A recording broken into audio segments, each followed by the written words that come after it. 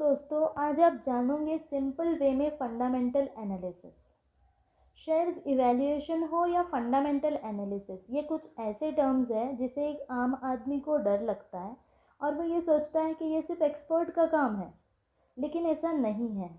हम एक एग्जाम्पल देते हुए आगे बढ़ते हैं कि एक इंजीनियर है जो परचेज डिपार्टमेंट में काम करता है। वो अपनी कंपनी के लिए चीज़ें ख़रीदता है, निगोशिएट करता है, बार्गेनिंग करता है और कम पैसे में ज़्यादा चीज़ें ख़रीदता है। मतलब कि वो अपनी कंपनी का प्रॉफिट कर रहा है। वो कम पैसे में ज़्यादा चीज़ खरीद कर अपनी कंपनी को प्रॉफिट दे रहा है, तो वो एक फाइनेंस पर्सन हुआ। सेम उसी तरह एक मार्केटिंग गाय है जो मार्केटिंग कर रहा है और सेल्स नंबर को इंक्रीज़ कर रहा है। सेल्स नंबर को इंक्रीज़ करके वो अपनी कंपनी को प्रॉफिट दे रहा है, तो वो भी एक फिनांस पर्सन हुआ। लेकिन हम ये सोचते हैं कि जो लोग सीए है, एमबीए करते हैं या फिर इकोनॉमिस्ट है वही फिनांस पर्सन है, बल्कि ऐसा नहीं है। फिनांस पर्सन होता क्या है? फिनांस पर्सन वो है कि जो इम्पैक्ट करता है टॉप लाइन को और बॉटम लाइन को बिजनेस के। अब ये टॉप लाइन और बॉटम लाइन क्या है? टॉप लाइन मतलब सेल्स और बॉटम लाइन मतलब प्रॉफिट। जो कोई पर्सन, चाहे वो अपने घर में हो, कंपनी में हो, पर्सनल लाइफ में हो या फिर अपने प्रोफेशन में हो, सेल्स का काम करता है या फिर प्रॉफिट ला रहा है, वो एक फिनांस पर्सन हुआ। सेम अगर हम दूसरी एग्जांपल दें तो अगर हम एक कार ख़रीदते हैं तो क्या हम पहले ऑटोमोबाइल इंजीनियर बनते हैं फिर कार ख़रीदते हैं? जी नहीं, राइट। सेम उसी तरह हम घर खरीदते हैं तो क्या हम पहले सिविल इंजीनियर बनते हैं फिर घर खरीदते हैं या फिर घर बनाते हैं? जी नहीं। तो फिर हम क्यों स्टॉक ख़रीदने के लिए सोचते हैं कि हमें सीए ही होना होगा या एमबीए होना होगा या फिर हम इकोनॉमिस्ट होना चाहिए, तभी हम स्टॉक खरीद पाएंगे प्रॉपरली? ये सिर्फ कुछ एक्सपर्ट ने भ्रम फैलाया हुआ है ताकि वो हमको इंडिपेंडेंट ना कर सके और उनका प्रॉफिट होते जाए हर वक्त। आपको ये जानकर हैरानी होगी कि हम में से हर कोई हर दिन हर जगह पर फंडामेंटल एनालिसिस करते रहते हैं। चाहे हम मूवी देख रहे हो या सॉन्ग सुन रहे हो, फुटबॉल खेल रहे हो या क्रिकेट देख रहे हो, हम फंडामेंटल एनालिसिस करते रहते हैं उन सारी चीज़ों में। या शॉपिंग कर रहे हो, हम उन सारी चीज़ों में फंडामेंटल एनालिसिस करते हैं। तो ये फंडामेंटल एनालिसिस है क्या? अगर मैं ये सेम चीज़ को मूवी के ज़रिए से अगर आपको बताऊँ कि हम मूवीज़ देखते हैं, हम किसी एक एक्टर को लाइक करते हैं, तो हम उसमें देखेंगे कि वो एक्टिंग कैसा करता है, उसने कितनी हिट मूवीज़ दी है, उसकी पर्सनैलिटी कैसी है, उसका इंडस्ट्री में डिमांड कितना है। सेम फंडामेंटल एनालिसिस अगर हम कंपनी का करते हैं तो हम ये देखते हैं कि उसने कितना प्रॉफिट कमाया, उसने सेल कितना किया है, राइट, उसका पास्ट हिस्ट्री क्या है। ये सब जानने को फंडामेंटल एनालिसिस कहते हैं। अब आए थोड़ा सा हम इसको और सिंपल कर देते हैं कि फंडामेंटल एनालिसिस में दो चीज़ें इम्पॉर्टेंट है। पहला है क्वांटिटेटिव एनालिसिस और दूसरा है क्वालिटेटिव एनालिसिस। क्वांटिटेटिव एनालिसिस में तीन चीज़ें आती है: balance sheet, profit and loss analysis और कैश फ्लो एनालिसिस। अब पहले हम जानते हैं कि प्रॉफिट और लॉस एनालिसिस। सेम इसी को हम मूवी के ज़रिए से समझाना पसंद करेंगे। प्रॉफिट और लॉस एनालिसिस ये होता है कि किसी भी चीज़ का रीसेंट फॉर्म निकालना। जैसा कि अगर हम एक एक्टर की बात करते हैं तो उसने रिसेंटली कितनी मूवीज़ निकाला है, ये और उसका एवरेज क्या है, ये जानने के लिए हम प्रॉफिट और लॉस एनालिसिस करेंगे। सेम उसी को अगर हम कंपनी में देखें तो इस कंपनी में पिछले एक साल में कितना सेल की है, कितना प्रॉफिट कमाई है, ये सब जानने को प्रॉफिट एंड लॉस एनालिसिस कहते हैं। मीन्स प्रॉफिट और loss analysis is equal to recent form, उस कंपनी का रीसेंट फॉर्म। दूसरा है बैलेंस शीट। अब ये बैलेंस शीट क्या है? बैलेंस शीट ये होता है कि ओवरऑल रिकॉर्ड, किसी कंपनी का या किसी पर्सन का ओवरऑल रिकॉर्ड निकालने को बैलेंस शीट कहते हैं।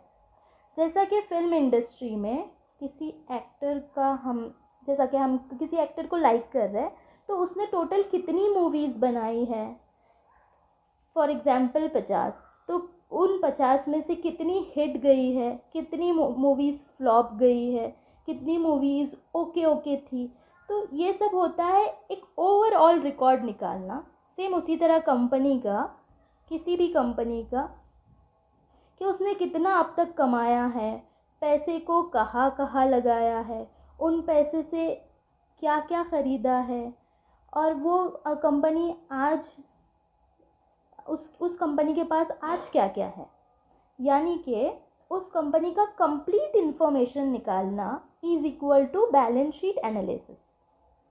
तीसरा है कैश फ्लो एनालिसिस। ये क्या होता है? कैश फ्लो एनालिसिस ये होता है किसी भी पर्सन का या फिर किसी भी कंपनी का डीपर एनालिसिस। जैसा हम अक्षय कुमार की एग्जांपल लेते हैं, फॉर एग्जांपल उसने 50 मूवीज़ बनाई है, उसमें से कितनी मूवीज़ रोमांटिक है, कितनी मूवीज़ देशभक्ति की है, कितनी मूवीज़ एक्शन की है, और उन तमाम मूवीज़ में से उसकी कौन से टाइप की मूवीज़ ज़्यादा हिट होती है। मीन्स उसके करियर का डीप एनालिसिस। सेम उसी तरह किसी कंपनी ने कितना प्रॉफिट कमाया है आज तक, और वो जो कमाया हुआ पैसा है वो कैश के रूप में है या फिर नहीं, या फिर उसके पास जो पैसा है वो पैसा खुद जनरेट किया हुआ है या फिर उसने लोन लिया हुआ है। तो ये सब मतलब उस कंपनी का डीपर एनालिसिस करना is equal to cash flow analysis. Hope आपको ये तीनों में डिफरेंस समझ गया होगा। तो ये होता है कि ये तो हमने सिर्फ एक मूवीज़ और एक्टर के ज़रिए से एग्जाम्पल बताया। सेम आप यही एनालिसिस डेली करते हो जब आप क्रिकेट देखते हो, जब आप फुटबॉल देखते हो, जब आप किसी गेम को लाइक करते हो, उसके प्लेयर को लाइक करते हो और उसका आप इंफॉर्मेशन निकालते हो। सेम उसी तरह हम जब शॉपिंग करने जाते हैं तो शॉपिंग करते वक्त हम ब्रांड का फंडामेंटल एनालिसिस करते हैं। तो हम डेली लाइफ में फंडामेंटल एनालिसिस करते हैं, लेकिन जब शेयर मार्केट की बात आती है तो हम डर कर रह जाते हैं। ये तो हुई क्वांटिटेटिव एनालिसिस की बात। दूसरा है क्वालिटेटिव एनालिसिस। अब ये क्वालिटेटिव एनालिसिस क्या है? ये है कि जिसमें हम मैनेजमेंट का एनालाइज करते हैं, ऑब्जेक्टिव ऑफ बिजनेस देखते हैं, स्ट्रेटजी ऑफ बिजनेस देखते हैं। तो सपोज़ हम एक दुकान ख़रीदने जा रहे हैं और हम वो दुकान जो है हार्डवेयर की ओपन करने जा रहे हैं। अब हम एक हार्डवेयर की दुकान ओपन करने के लिए क्या क्या चीज़ें देखेंगे? पहले तो हम ये देखेंगे कि वो कौन से एरिया में होनी चाहिए। सिंपल है, जहाँ पर कस्टमर ज़्यादा होंगे बिक्री वहीं पर होंगी, तो हम दुकान वहीं पर खोलेंगे। सेम उसी तरह हम किसी कंपनी के शेयर को ख़रीदना चाहते हैं तो हम उसके सेल्स और प्रॉफिट का ट्रैक रिकॉर्ड देखेंगे कि वो कितना सेल कर रहा है और उस कंपनी में कितना प्रॉफिट आया है। दूसरा है कि हमें वो दुकान कितने में ख़रीदना है, तो वो दुकान का हम एरिया देखेंगे, हम वो दुकान की साइज़ देखेंगे, लोकेशन और साइज़ दोनों देखेंगे। सेम उसी तरह हम किसी भी शेयर को अगर हमें ख़रीदना है तो हम देखेंगे कि उसका प्राइस क्या है। एक शेयर है 10 रुपये का, एक शेयर है 100 रुपये का। तो 10 रुपये का शेयर सस्ता है और 100 रुपये का शेयर महंगा है, ऐसा नहीं होता है। हमें ये देखना है कि वो जो 10 रुपये का शेयर है उसकी ग्रोथ क्या है, उस कंपनी की साइज़ क्या है। फिर हमें ये डिसाइड करना होगा कि कौन सा शेयर सस्ता है और कौन सा शेयर महंगा है। हम सिर्फ प्राइस देखकर ये नहीं जान सकते कि कौन सा शेयर सस्ता है और कौन सा शेयर महंगा है। तीसरा, हम ये देखेंगे कि जो हार्डवेयर की दुकान है, जिस एरिया में हम खोलने जा रहे हैं वहाँ पर कई और हार्डवेयर्स की दुकानें हैं या नहीं। मीन्स कि हम जो भी कंपनी का शेयर ख़रीदने जा रहे हैं, हम उसी कंपनी को जो उसके कॉम्पिटिटिव है उससे कंपेयर करेंगे। कि फॉर एग्ज़ाम्पल हम बैंकिंग सेक्टर के किसी एक शेयर को ख़रीदने जा रहे हैं, तो हम आईटी सेक्टर के शेयर से उसकी कंपेयर नहीं करेंगे, हम बैंकिंग सेक्टर के ही शेयर को उससे कंपेयर करेंगे। अगर हम एचडीएफसी देख रहे हैं तो उसके कंपैरिजन में हम एक्सिस ही देखेंगे या फिर कोई और बैंक का शेयर ही देखेंगे, ना कि किसी और सेक्टर का शेयर।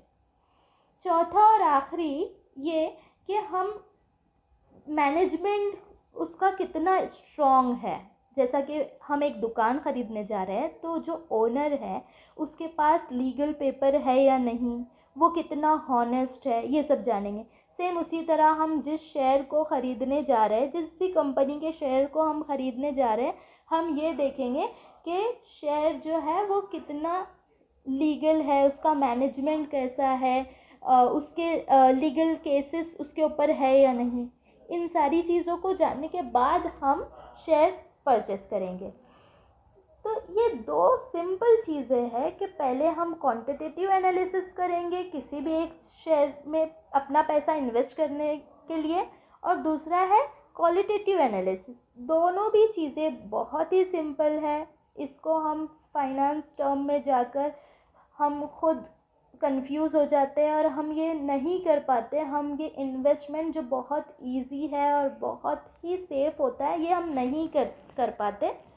तो आज आप होप ये वीडियो से जान गए होंगे कि फंडामेंटल एनालिसिस बहुत इजी है। इसको हमने दो चीज़ों में डिवाइड किए हैं और ये बहुत ही इजी है। तो हम सेम इसी तरह इजी फंडामेंटल और टेक्निकल ये सारे वीडियोस बनाने जा रहे हैं। आप हमारे इस चैनल को सब्सक्राइब ज़रूर करें, और ये वीडियो आपको पसंद आया है तो लाइक करके हमें इनकरेज ज़रूर करें। Thank you.